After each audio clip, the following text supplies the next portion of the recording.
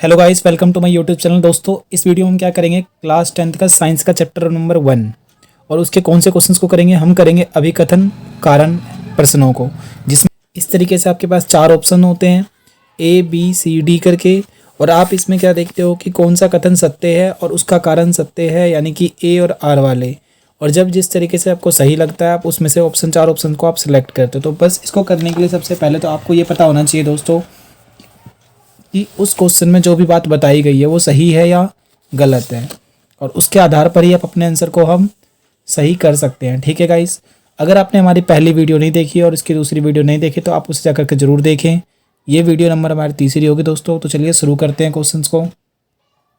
देखिए गाइस, जो हमारा आज का पहला क्वेश्चन होगा, यानी कि अब तक जो हमारी वीडियोस गई हैं 3 वीडियो, उसका जो चौथा पार्ट है, ये पार्ट नंबर जो 4th है, उसका पहला क्वेश्चन क्या है, कहता है दोस्तों अभिकथन में कि रासायनिक समीकरण को द्रव्यमान संरक्षण के सिद्धांत पर संतुलित किया जाता है। क्या ये बात सही है कि जो रासायनिक अभिक्रियाएं होती हैं उनको संतुलित करना जरूरी है? हम सभी जानते हैं जरूरी है। तो अब ये पूछ रहा है, ये बताइए कि क्या ये बात सत्य है कि वह द्रव्यमान संरक्षण के सिद्धांत को फॉलो करने के लिए यह काम किया जाता है?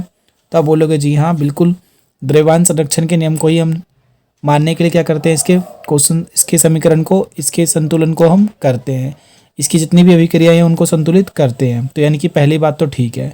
अब इसका कारण देखते हैं। कारण क्या है?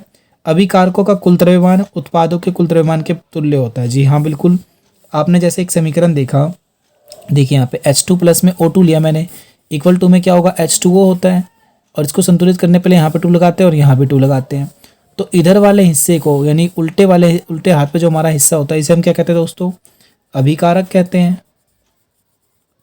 और इसी तरीके से इधर वाले को हम क्या कहते हैं दोस्तों, उत्पाद कहते हैं। तो अब जो अभिकारक होता है और जो उत्पाद होता है, इसके जितने भी द्रव्यमान होता है, ये क्या होता है दोस्तों, बराबर होता है, तुल्य होता है। यानी कि ये बात भी क्या है, सत्य है। अगर दोनों आंसर सही होते हैं तो हम किस ऑप्शन को सिलेक्ट करते हैं दोस्तों, ऑप्शन नंबर ए, यानी कि 9th का ऑप्शन नंबर क्या होना चाहिए दोस्तों, ए। क्योंकि जो इसका कथन है वो भी सत्य है और जो इसका कारण है वो भी सत्य है और इसकी सही व्याख्या भी करता है। ठीक है गाइस, तो अगला क्वेश्चन क्या कह रहा है दोस्तों, देखिए 10वां जो पार्ट कह रहा है, कॉपर सल्फेट के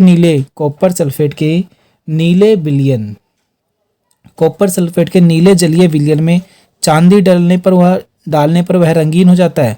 भाई पहली बात, चांदी डालने की बात कहाँ से आ गई इसमें? देखिए गाइस, ये तो बिल्कुल ही गलत बात कह रहा है इसमें चांदी।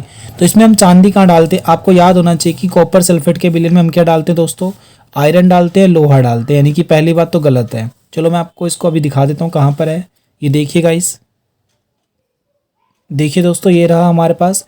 कहता है कॉपर सल्फेट का जो विलयन होता है नीले रंग का दोस्तों, इसके अंदर हम क्या डालते हैं, लोहे की कील डालते हैं, यानी कि आयरन को डालते हैं।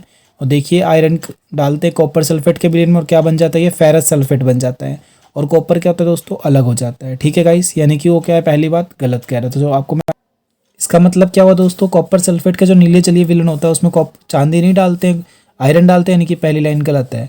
अब दूसरी बात कहते हैं चांदी कॉपर से कम अभिक्रियाशील है। भाई ये बात तो ठीक है, परंतु हम चांदी की बात कहाँ कर रहे हैं, कॉपर की बात कर रहे हैं, और इसमें आयरन डालते, तो यानी कि ये बात भी क्या है, गलत है। ठीक है, अभिकथन से गलत है और इसका कारण भी क्या गलत है, और इसकी व्याख्या भी गलत कर रहा है, यानी कि सब कुछ गलत है ना। तो इसमें दोस्तों हम कौन सा ऑप्शन सेलेक्ट करते हैं, ऑप्शन नंबर डी।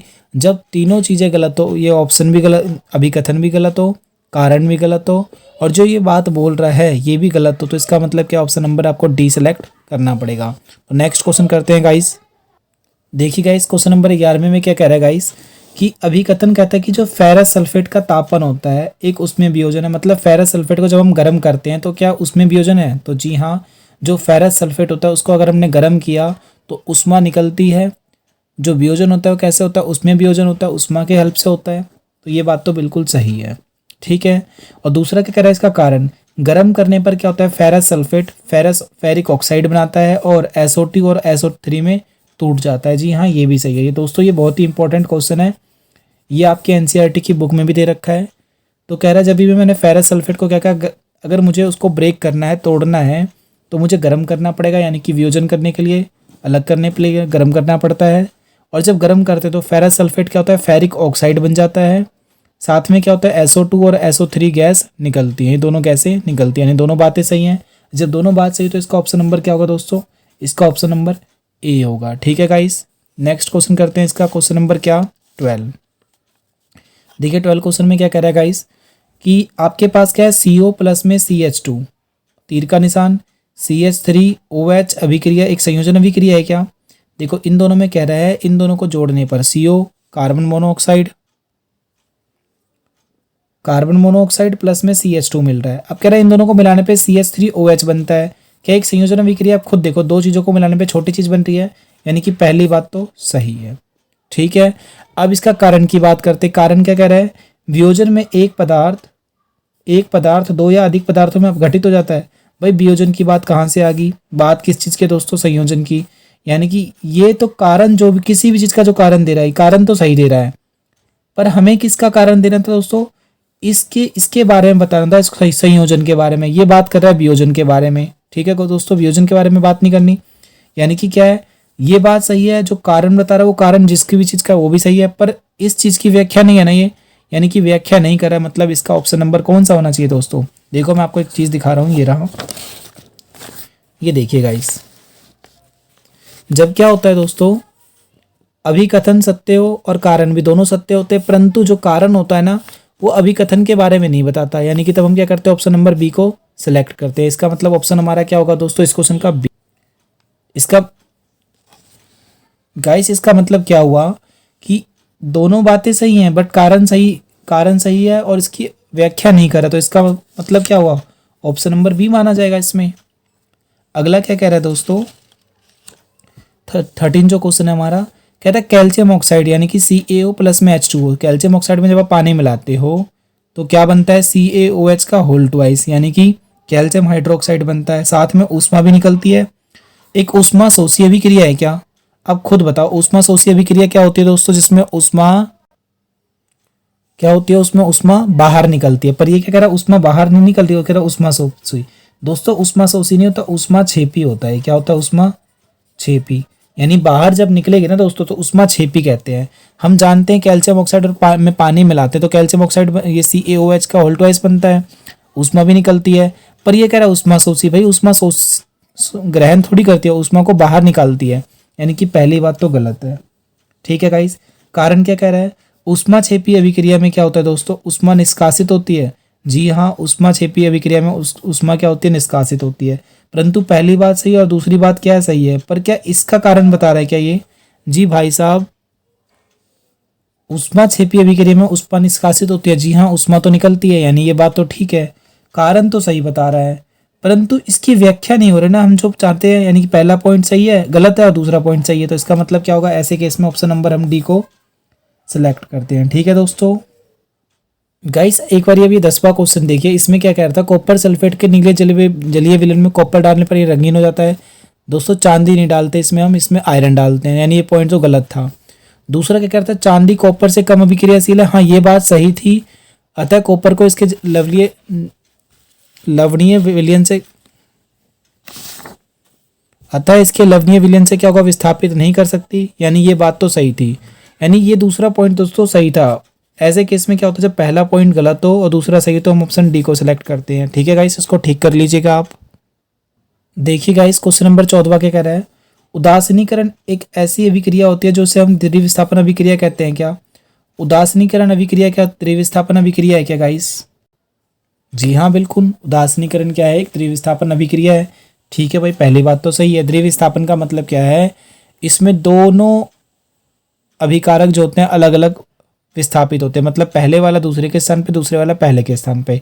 वैसे आपको डायरेक्टली याद रखना है कि उदासीनीकरण क्या होता है? एक द्रव्य विस्थापन अभिक्रिया होती है। पहली बात सही है। अब उदासीनीकरण अभिक्रिया में लवण एवं जल को उत्पाद के रूप में प्राप्त करते हैं। भाई ऐसा कोई जरूरी है क्या? हम और भी चीज प्राप्त कर सकते हैं ना गाइस।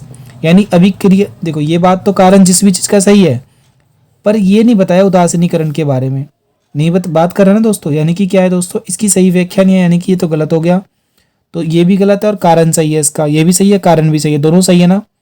ऐसे केस में क्या होगा? ऑप्शन नंबर बी को सिलेक्ट करना पड़ेगा दोस्तों, आपको चुनना पड़ेगा। आपको ये बात याद रखने की द्रव्य विस्थापन अभिक्रिया सही होती है। ठीक है गाइस, लास्ट क्वेश्चन क्या होगा दोस्तों हमारे इस वीडियो का? क्या कह रहा है इस क्वेश्चन में? N2 मतलब नाइट्रोजन प्लस में हाइड्रोजन, दोनों को जब मैं मिलाता हूँ और उसके ऊपर क्या करता हूँ? Fe चूरन और 3300 वायु दाब पर मैं क्या करता हूँ? डालता हूँ, तो अमोनियम बनता है, NH3 बनता है, प्लस में एक उत्क्रमणीय अभिक्रिया। उत्क्रमणीय का मतलब क्या है, किसी चीज़ की गति को बढ़ाने के लिए जो भी चीज़ हम डालते हैं। तो हाँ भाई ये तो पहली बात सही है, ये सही है।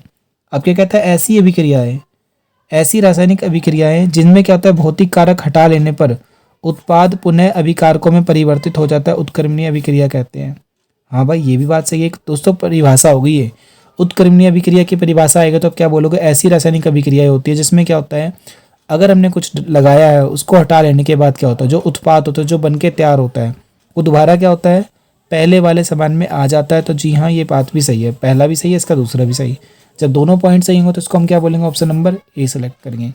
गाइस आशा करता हूँ आपको वीडियो बढ़िया लगी हो, तो प्लीज़ लाइक ज़रूर करें, कमेंट करके हमें बताएं कि आपको वीडियो कैसी लगी है, और अपने दोस्तों के साथ शेयर करें। ऐसी और वीडियोस को देखना चाहते हैं, सैम्पल पेपर की और प्रैक्टिस करना चाहते हैं तो हमारे चैनल को सब्सक्राइब जरूर करें। प्लेलिस्ट में जा करके आपको सारी वीडियोस आराम से मिल जाएंगी। थैंक यू दोस्तों।